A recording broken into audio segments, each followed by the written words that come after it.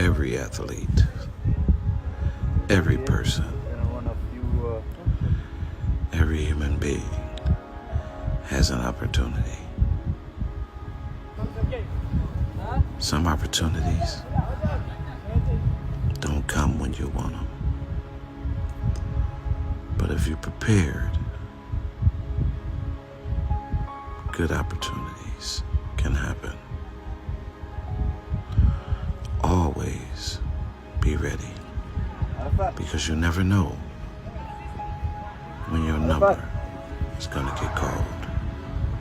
I'm not coming back. EMI Apparel. Encourage me. I'm young. Calvin T. Mann, leading EMI, served over 20,000 youth through speaking, coaching, and mentoring. He has inspired us for years. Welcome to EMIYTV Podcast with your host, Calvin T. Mann, the Encourager. What up, though? What up, though? What up, though? Good afternoon. Good afternoon. Welcome to Put Your Family First Podcast. Season 75. We all up in here. Today is Mufasa. Everybody in here over 50. So this is the old folks session, and we are going to really get into some conversations. Right? This is for you young folk out there that don't listen. Right? So we coming to you. I gotta say, to be clear, this is a family show, so there's no Diddy or none of that in here. We are straight talking family restoration and family and all the good things. Today, we got some guests in the building. But before we get there, Miss Heather, how are you doing? I'm awesome. This has been a good day. Good. Brother Dave is in the building. How are you? I'm doing well.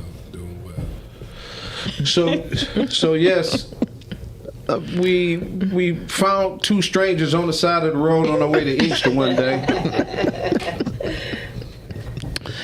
and it turns out we had some things in common, and so we wanted to bring them in to have a conversation, because it's the way God do His thing.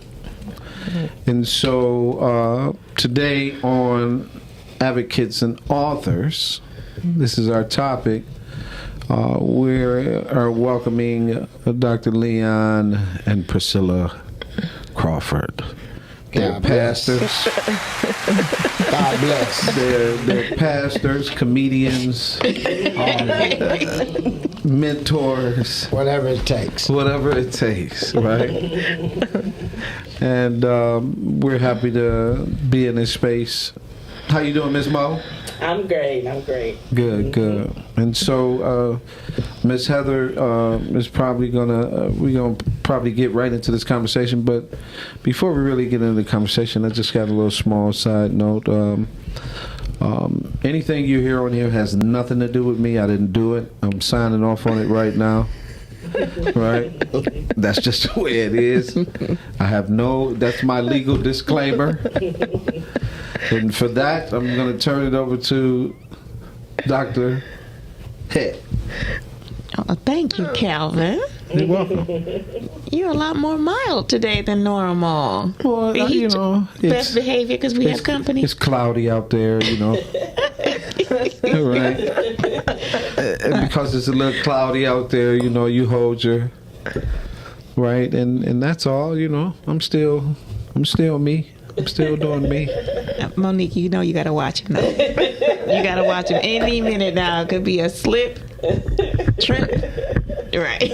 Put the disclaimer out there. Right. I did do that. I hope it's enough. It should be. It really should be. Yeah. Well, I'm excited about our conversation today, and to have the Crawfords in the house with us, and just to start in advance and telling them thank you for your Boys to Men mentoring this summer and allowing our son Rod to participate. He really got a lot out of it, and your team was super amazing. Everything about the whole program from start to finish for us was amazing. Very thoughtful, very considerate, and very, for us, and I'm saying my household, was very effective. And so, and it was also nice to have Mike that was a part of your team, so Rod didn't have to, he didn't meet any strangers there. He felt very comfortable, but to see a familiar face was even better. So that's awesome. Yeah. So, Thank you. So thank you. So this day is a good day. We are approaching the end of a beautiful month. We had an opportunity to semi-celebrate Calvin's birthday on We ain't September got there. 14th. Just putting it out there. Just putting it out there. They ain't looked out. Because it was during some travel. He did not get to he did celebrate. Now, let's not make any mistake there. He's a Virgo. He is going to celebrate, which he Teeny did. weeny bits of beanie. Right, but not to the magnitude that he's used to. So you get to celebrate your birthday throughout the end of the month.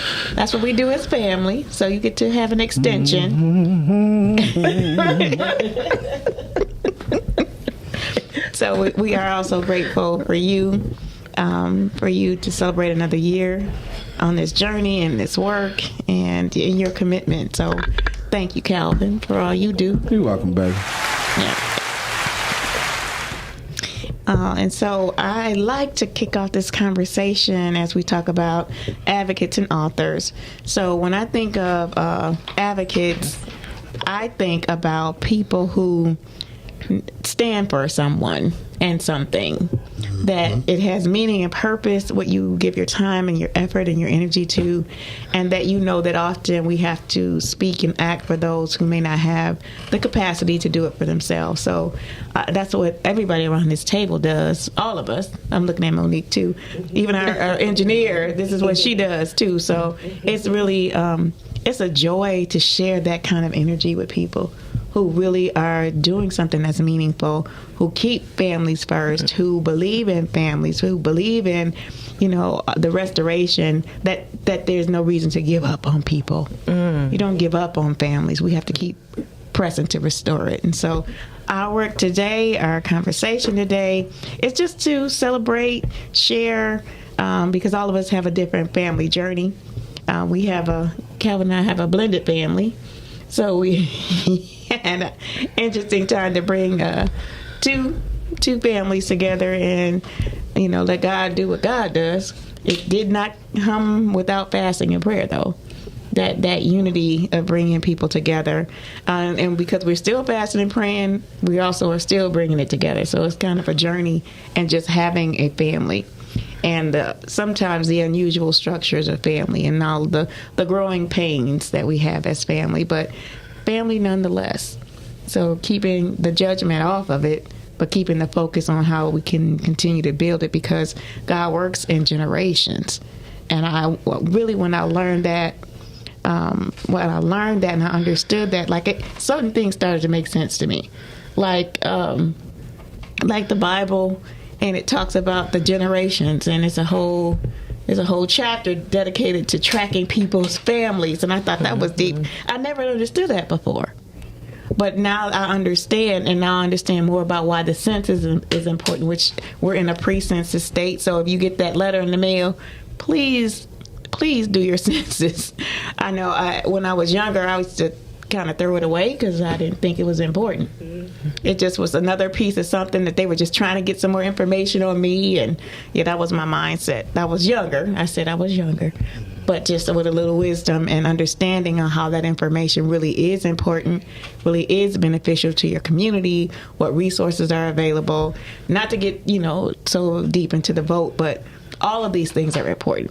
And so as you mature, you understand how important those things are to your family, how important those things are to your community. So it's really exciting to look at the horizon and see all the things to come, all the seeds that have been planted by each one of us, and how it's that those seeds are bearing fruit is a good season now. So Amen. Yeah. So I want to just welcome our Crawford family.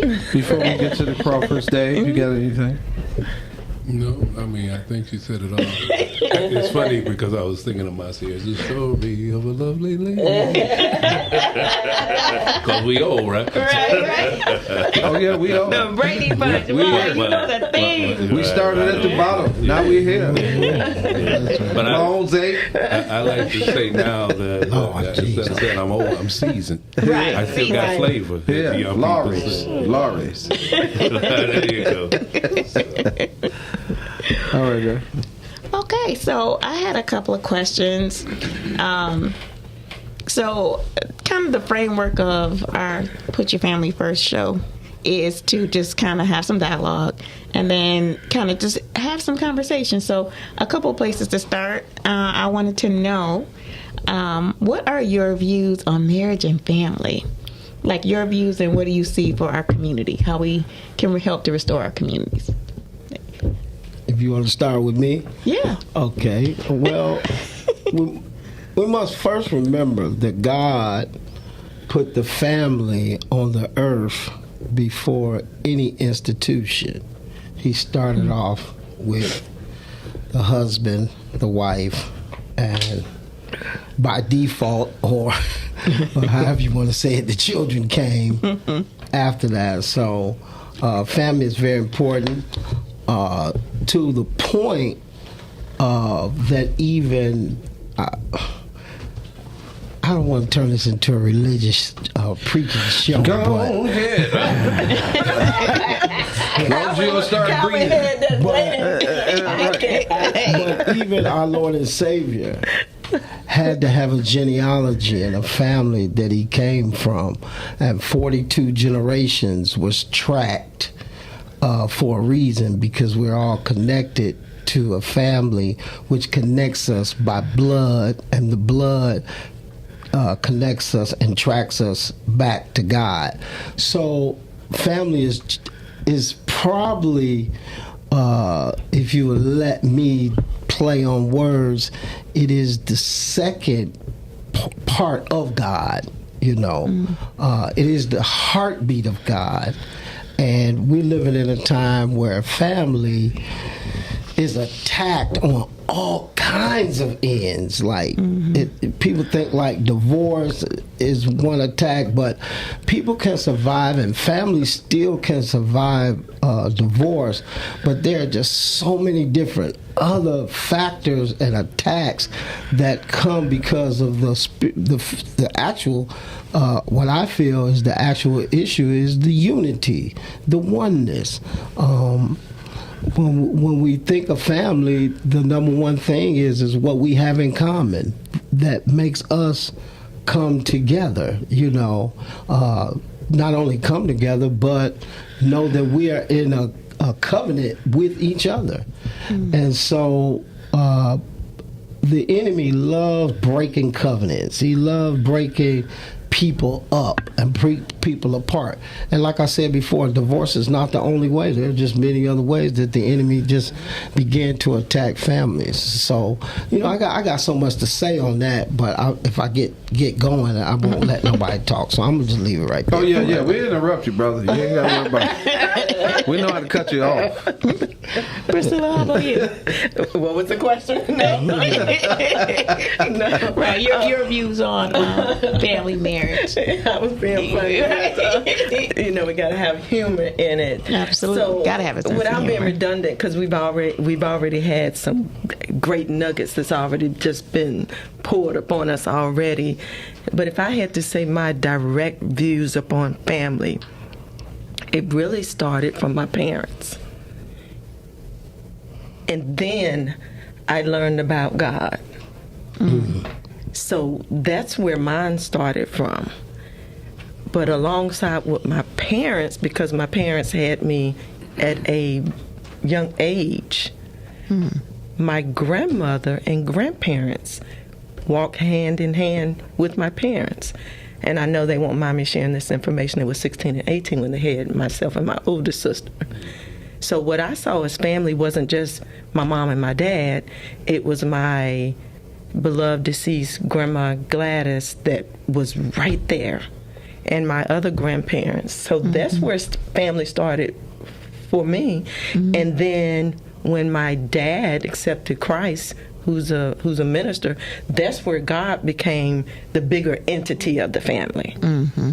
So my values are what I saw as my parents, who have been married for 57 years, same two people. That's what I saw, and the extension of that is the grandparents. So my core value is your parental roots, God, and then the extensions behind that, because I wouldn't be here without them. Hey, that's right up my alley. Dave, how about you? Yeah, I think that when you think about the values of family, it starts from the root of love, but we have to understand that. And in many cases, that piece is missing in our world today because the understanding of what love really means is kind of eluding people. When you have, like you mentioned, you had a village to help work with the family, and that was all centered on the love for each other. So when I think of family, I think about not just the generational piece, but the community piece, because we're all extended out there. You know, in old days when I was growing up, you knew your neighbor. You knew, and you didn't know your neighbor next door to you. You knew your neighbor 5 blocks away. See, because people were connected, they bonded, they worked together, they connected with each other. And so that gave us a model to build upon. Unfortunately, the models today is a kind of a broken family. And so you don't see that connection anymore. You don't see that. People don't know their neighbors, don't care about their neighbors. They make shows about fear thy neighbor. And the Bible tells us, love thy neighbor, you love thyself. Right. So I think it's significant when you talk about family that love is the root of it all. For sure. Calvin, how about you? Well, you know how I feel, but you know what Priscilla said and what Leon said, and Dave as well. You know, me, I like to be philosophical because, you know, children are in your loins, right? And so in that process and understanding where God really works, it is every one of those places and love, right? That's where we're not doing the work. We're not doing the love work, right? And in us not doing the love work, we're doing the lust work, the drug work, the rape work, the deny work. And so if we're not doing the love work, then God cannot be present. And that's where we're making the biggest mistakes. But when you see it done, 57 years, 55 years, my great-grandpa, every one of us know successful marriages. The process is that the key word to family is work. And that's where we're not applying. Our hands are not attached to the plow. And so therefore, that is exactly what we're not applying to. So those things are affecting everything. Because we bought into everything and not the one thing, it creates more of everything. So family is everything. Yes. Absolutely. That's insightful. You know, I sometimes I wonder about when people are listening, where you can find your starting point. I like to think about being on a freeway, and when you're on a freeway, you're heading in one direction, but there's an exit ramp. There's an exit ramp that you can get off at any time. When you get off the exit, so like the freeway would be a healthy family or a healthy youth versus healthy family, and you on this freeway, and for whatever reason, you get off on the exit ramp. And you facing all these things of life and choices and decisions while you're on this off ramp, this exit ramp.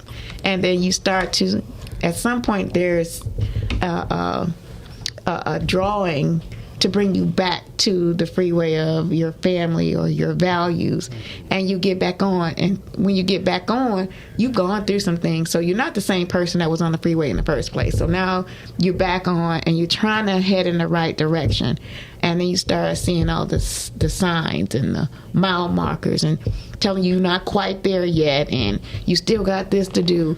And then those detours or those delays or the traffic jams, like, are the things in life that come to challenge you, come to correct you, come to direct you. But I do believe that all of those things work together for our good. We're still learning, we're still growing, and you still have another exit to get off and get back on.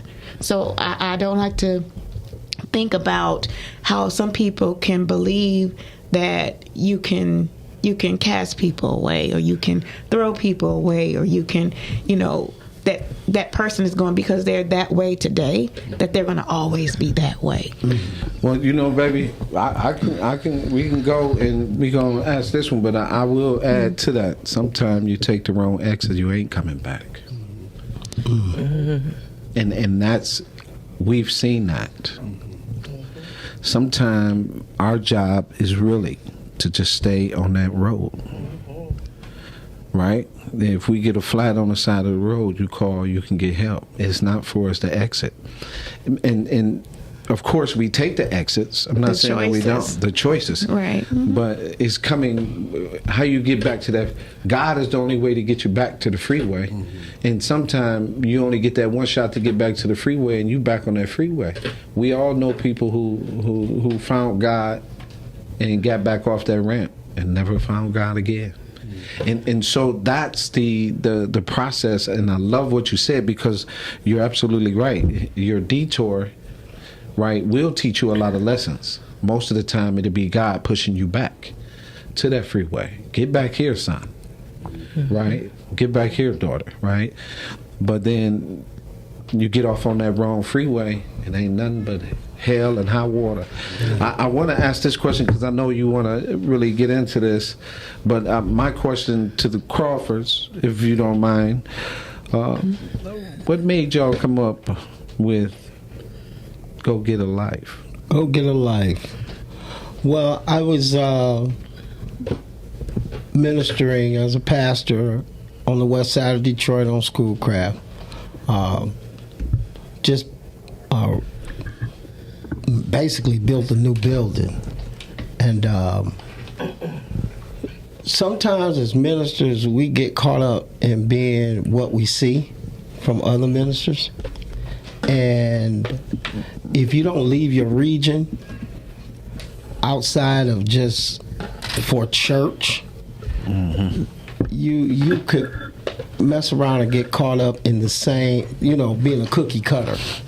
So to make a long story short, my spiritual father, God bless him, Apostle Ken Hubbard, who's in Seattle, Washington now, but he was here in Michigan in the Farmington Hills area.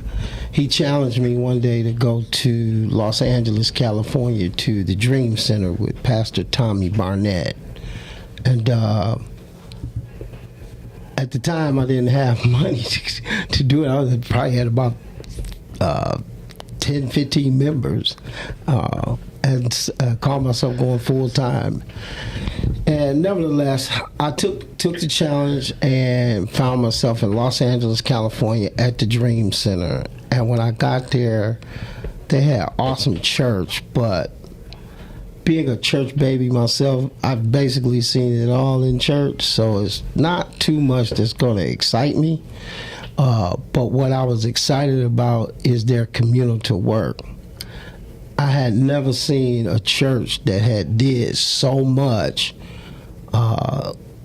attacking so many different areas of hurting people, from drug addicted to prostitution. I mean, like passing out flowers to prostitutes on Hollywood Boulevard, in the middle of the night, and reminding them that they're queens and God loved them. And if you ever need help, get in this van. Whenever you see the van pulling up, there's stories of pimps literally chasing the deacon and the evangelist who's taken girls and rescued them from sex trafficking and things of that nature. Just so many different things that I seen that when I was on the plane coming back home, I heard something say, now y'all ain't doing nothing but having church. Get a life. And that's what I heard it, just like that. Get a life. Now, at that time, that phrase was popular about, shooing people. Get away from me. Yeah. Go do something with yourself. Right. And but when I heard it, I was kind of baffled for a minute, and I just sat back on the plane. That's a long plane ride from L.A. And I said, get a life, get a life. Why is it? Oh, go get a life. Mm-hmm. The Great Commission. Right. Go to the highways, the hedges, the places that people don't want to go, and go get the people that people don't want, that don't want to go and get. And here's what I found out. They're not all on Cass Corridor. Mm-hmm. They're not all homeless. Mm-hmm. They're not all drug addicted. Because there's some people that's very successful in our families, and we can't stand them, but we love them. Mm. You know what I mean? Oh, yeah. I love you, but I can't stand you because you're so arrogant.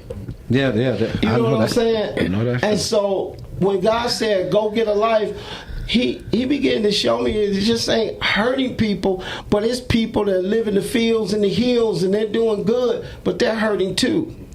At that time, I had a mother and a father contact me about how to get their son off of heroin.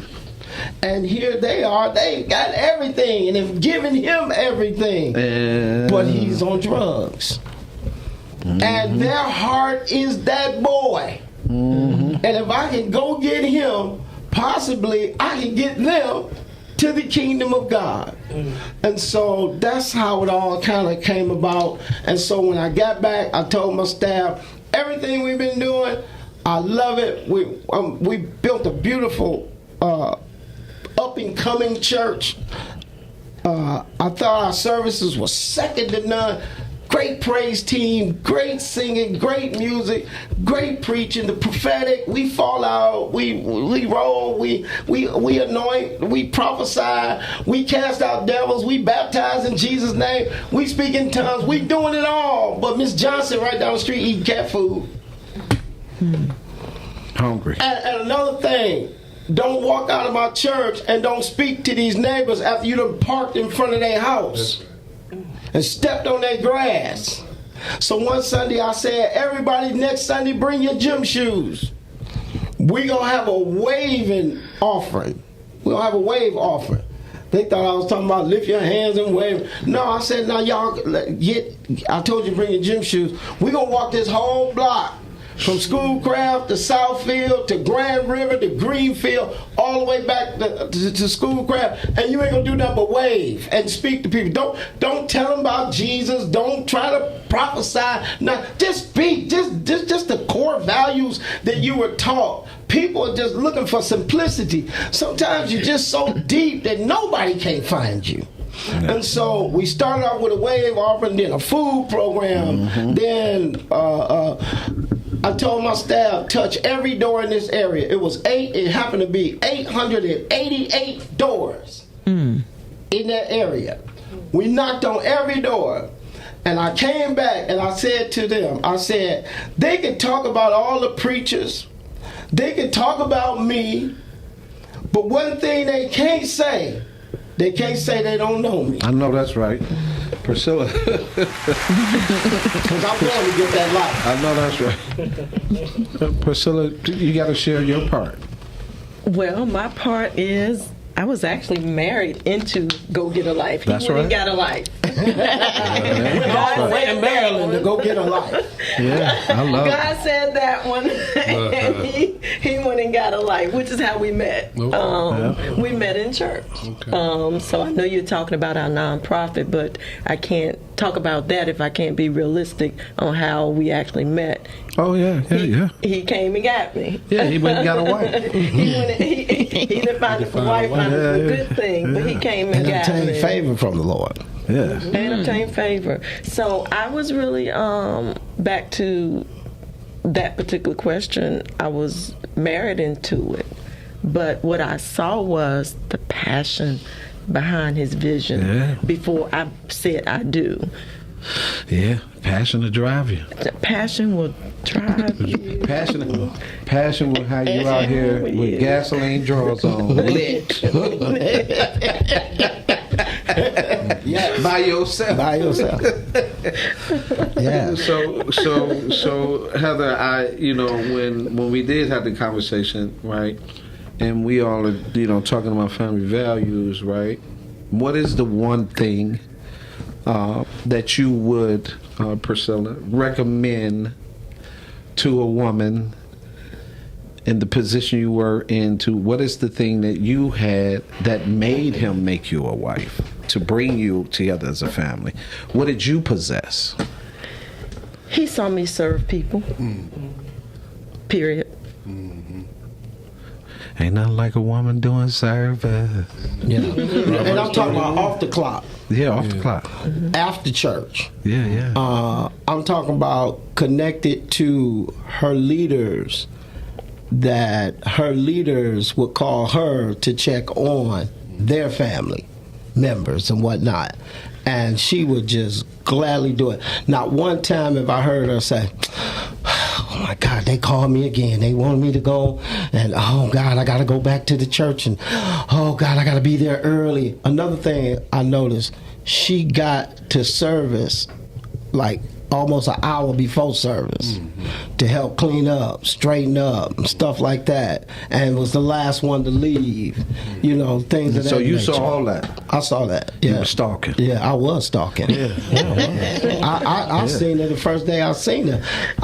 Her pastor's my best friend, and I told him, I said, "Who was that sister?" He said, "Oh, that's my wife's friend. She wasn't attending the church then." I said, "Yeah, she need to go to this church right here, because I'm gonna be flying back to Detroit to come see her." And he did. And I did. Make a long story short, And he did. I did, and we end up making it work. Hey man, ain't life grand when God is in the plan? But if you want her to speak to women, I would tell women, serve. Just serve. A good man, especially a man with a vision, a man with purpose, he's looking for you. See, I know y'all think we look at breast and booty and all of that. Yeah. We do. But at the end of the day, we want to see, can you serve as well? If it's something what I'm else saying? to it. Yeah, it's something Because else. Because everything else is a trick. Yeah. If you put that ahead, I like you that done lost, conversation right? But it's funny. But we were talking before, and the one thing I say, and I try to tell the men as well, if she not a praying woman, you better find out if she is. Yeah. Because she cannot protect you. Protection is not a one-way street, ladies and gentlemen. My God. I want you to look into this mirror, this picture, and look at me. Protection is not a one-way street. The woman must have protective skills through prayer and understanding. And if she cannot do that, then she needs to go get that skill, because that is how these women in here got married again. Again. Yeah, because to be a wife, it takes a lot of patience. It takes a lot of serving. And you got to have a heart of servanthood, not a heart of what day is payday, see when I'm getting my nails and hair done and go shopping, you know. Discernment too. Yeah, they that gotta come, have that. but you gotta be good at serving, because God just kind of made us that we're hunters, and when we come in from out of the field, we're thirsty, we're hungry, and if you don't quench the thirst or feed the hunger, it's going to get done. Yeah. So, Yeah. so it was her serving that really just won me. That, you know, she's very beautiful, but I've had pretty girls that were ugly. Yeah. You know what I'm saying? And so it was her serving and match. Oh, another thing, matching my purpose. Yeah. That's another big mistake people make is that they get together without realizing what's your purpose, what's my purpose, and your purpose is a puzzle, and you just need somebody to help you put that puzzle together. But if they always working on some kind of crazy puzzle and you working on a serious puzzle, y'all could never meet each other in the middle with the purpose, and nothing gets done, and so you end up serving yourself through somebody else, and while serving yourself, you made yourself a god or a demigod, and now everybody got to serve me, or else I'm not going to be happy, and I'm gone. Well, that's a conversation we was having earlier, right? If every time I give you something, every time you come to me, I say yes, and I say yes, and I say yes, and I say yes, and you never learn to hear no, I become spoiled. So then if I'm spoiled, then what good am I to the work? Right. Because then I have an expectation. Right. That everybody is supposed to tell me yes. The very thing wrong with the kids and the families and the people is they cannot, and I asked this question, I said, is saying yes all the time abusive? Yes. Because some people can love you to death, literally. They will love you so much that they have no nose, and you will sit up on the couch for 40 years staying in your mama's house because she never could tell you no. Don't. Go ahead, brother. Say it one more time.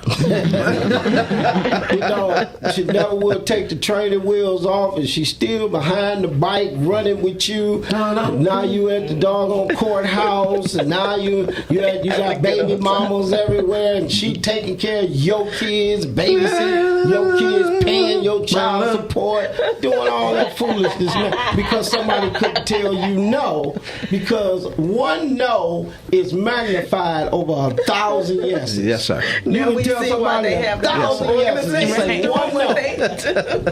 They get Yes, sir. upset. Yes, sir. And it's an amazing thing because that's what's wrong with the children. It's Dave, we were talking, I was talking to Latrice yesterday about truancy, right? And Lakita, right? It was Lakita. And I'm saying about truancy. I said, if you notice, every time you pull up here, we here. She said, yeah. I said, so why are we making all these excuses for these kids in truancy? I was poor. We was poor, didn't even have a car. But I had a can. I ate out of the can with the little pig on it, right? And then we had the super thick peanut butter that when you try to put it on the bread, it break the bread every time, right? But we also had syrup sandwiches, butter sandwiches, right?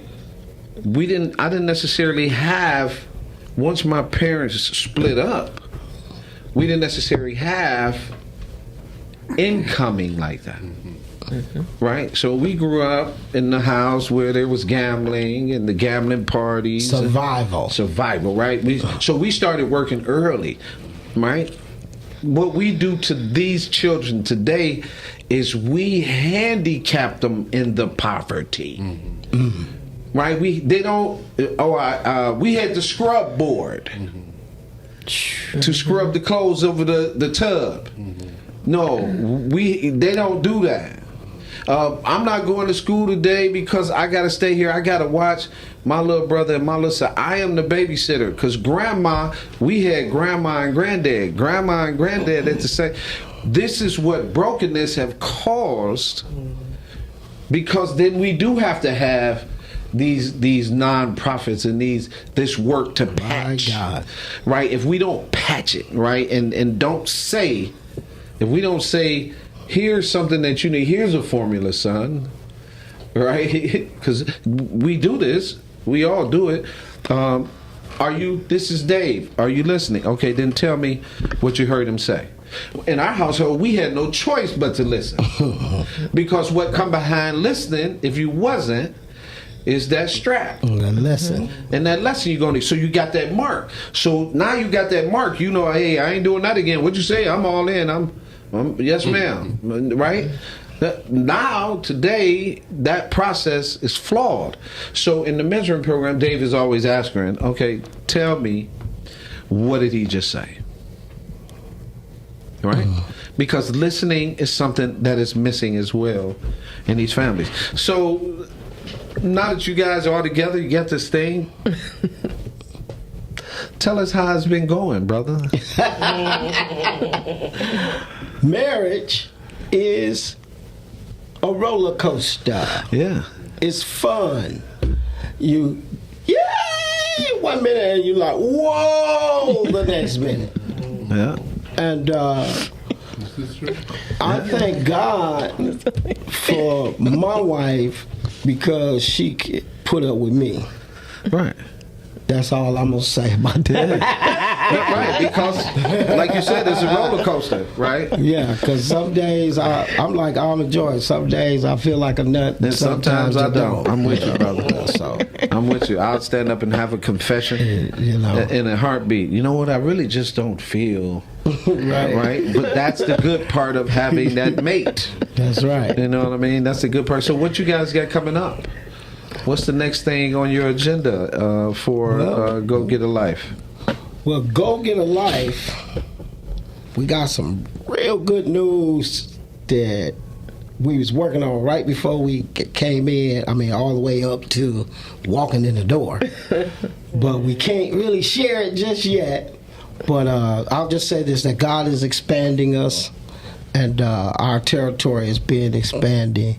And we just thank God for,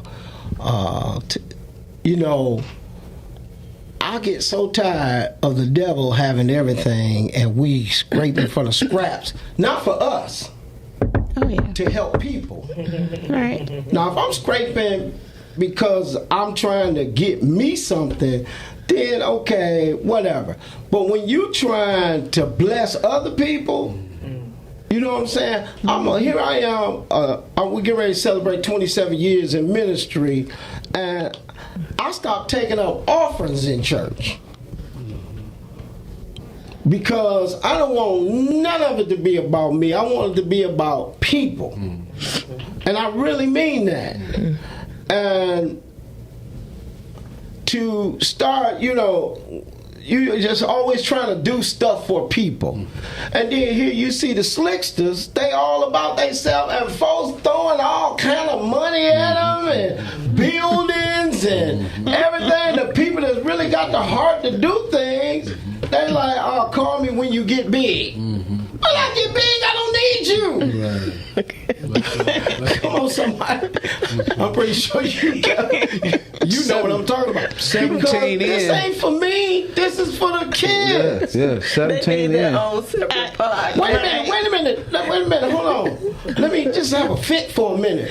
This is for the kids that don't have the father in the house. Right. This is for the kid that had to eat that sandwich that didn't have nothing else to eat. Yeah. This is for the kid who's thinking about getting on the internet, selling her body, or doing whatever it takes to make it. This is for that kid. Or this is just for the kid who got everything.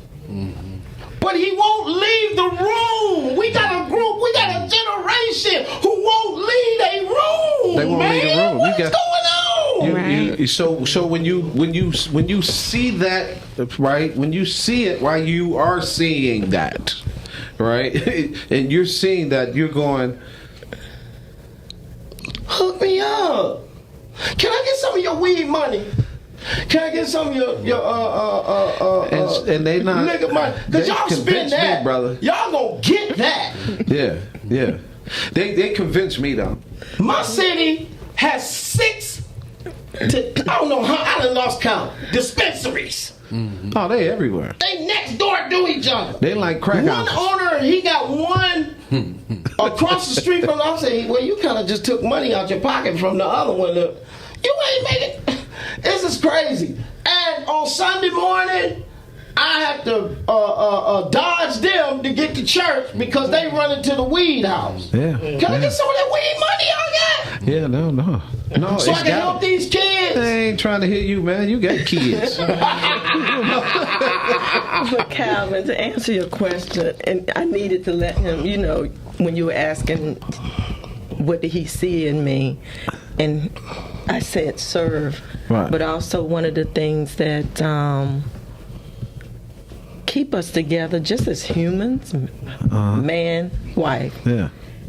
He has his things that he has to do. Yeah. And while he's laughing right now, I have to understand that. And it works both ways. This is not just Priscilla lay down on the table and you get nothing out of here. Right. No. This is not what he signed up for. Right. Can a sister get an amen? Right. Come on, amen corner. Amen. Come on, amen corner. Right. But y'all have to have y'all spaces where you can do what he just did to get out what he just said so you can put that passion behind it. But Calvin, let me brag on God for 2024. But go get a life. God, we do need the funding. We all, most definitely. That's always. But God just blew, He blew the roof off 2024 for us. And when I mean literally blew the roof off. The count that we had for the youth that signed up went from maybe 40, 50 to 125 this year. Oh, yeah.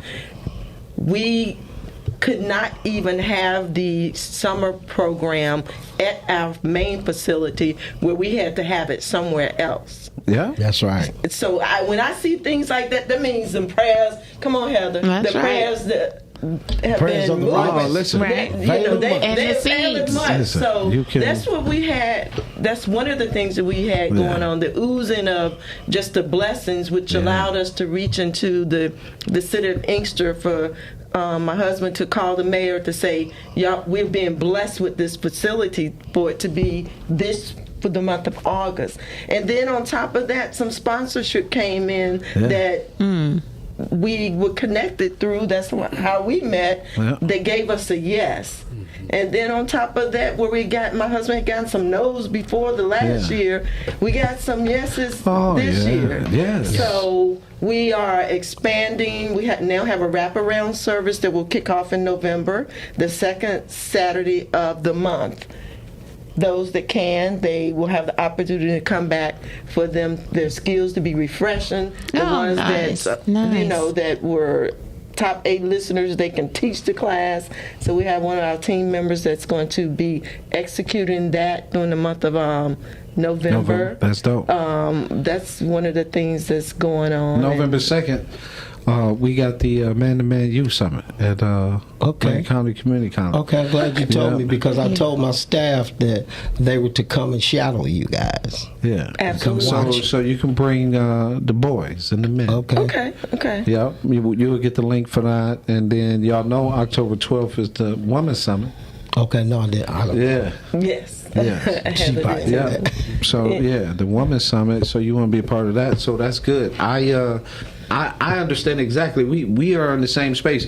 You go to knocking and asking, and people and me and Dave talk about it all the time. But in the process, we have to. We're showing up in a different level because it's time for a different level, right? That's right. And so if you can't see me, it's because I'm at another level. You know what I'm talking about? That's right. So for them babies, right? For them babies, for these kids, for these families, we are very, very serious in this work, in that character-driven piece. I love that fact because that's the next move, and you probably get that flyer. He's doing the flyer right now, but I'm going in on Boys Matter. So I'm going in the elementaries and the middle schools for free, talking specifically to the boys. That's awesome. Right? October. I'm coming out the gate. Just we talking boys matter. Whatever school want us to come, we come, right? And so because we got to get to the space and the place of prevention. Yeah.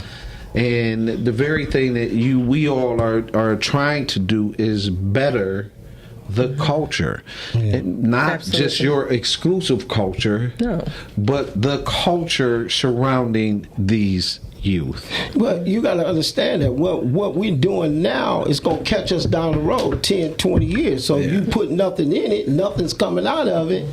And you know, we grew up with the saying, an empty wagon makes a whole lot of noise. Yeah. And sometimes that noise ends up at your doorstep.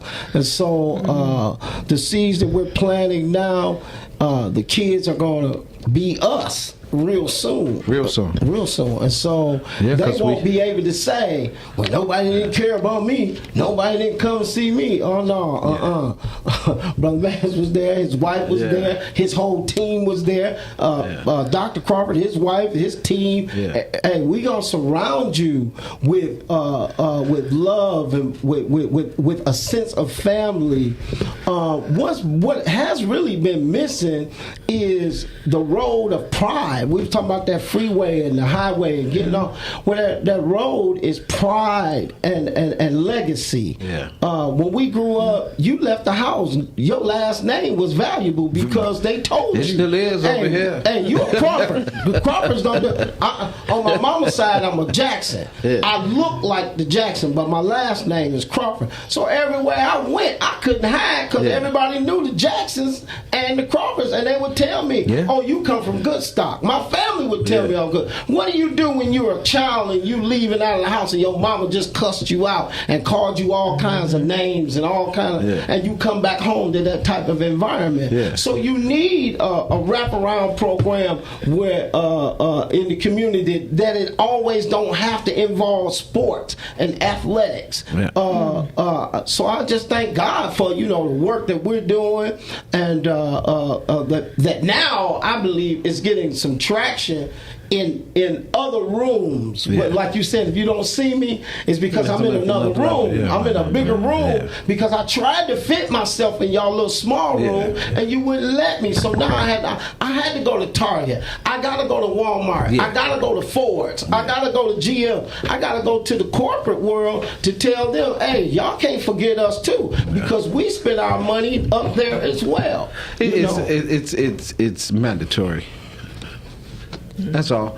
If we don't do it, who's going to protect our daughters? Me, I'm exclusive male work. Boys, men, husbands, fathers. If we don't do it, who's going to protect our daughters? We already got stupid numbers on rape, unsolved rape kits of women. 46,000, 86% black women unsolved. Jesus. Like, I couldn't imagine. I said this to David, and then we gonna get up out of here. I can't imagine how many women who have been pressed, who was pent, and was being raped, but never even reported that they never even reported because they just gave in. Tell them where they can reach you at, ladies first. Priscilla, Heather. Heather, you go first. You can reach me at yourinspiredjourney.com. That's www.yourinspiredjourney.com. Call me direct, please, at 313-759-7855. Priscilla? And you can reach me at www.priscilladcrawford.com. You can call me directly at 301-213-0351. Thank you. Brother Leon? You can always reach me Facebook, Instagram. I'm Gail's son on Instagram. You can also reach me at 351 Inkster Road every Sunday morning, 10:30 a.m. God shows up, so you might as well come on and come too. Brother Dave? You can reach me at davidfmam4manaboutman.com, or my phone number is 608-343-0875. You can reach me at calvintman.com, and you can follow our work at Emmy World on IG and Twitter, and encourage me. I'm young on Facebook. I most definitely thank you all for coming in and spending this time with us in this family setting. The one thing I want to be clear on that is always important that I think we often miss, right? At the start of this conversation, it was about love. That was the one thing that was being missed. That's right. And the other part of this conversation became about family and relationship. We talked about marriage in here. We talked about second marriages and third marriage. We talked about these things because they were important, because our contribution to society and the family is so important. A lot of times we put ourselves in positions where we say, I'm not going to do it. I'm not going to take this chance. I got too much to lose. The person doesn't understand. So that means you're working outside of what God has for you. You're not following what you put on paper or ask God to give you. And that's a big thing in your relationships, because we all know somebody who could fit that role. And that's why it's important for us to get ourselves ready and in a position and stop making excuses and put your family first. Peace.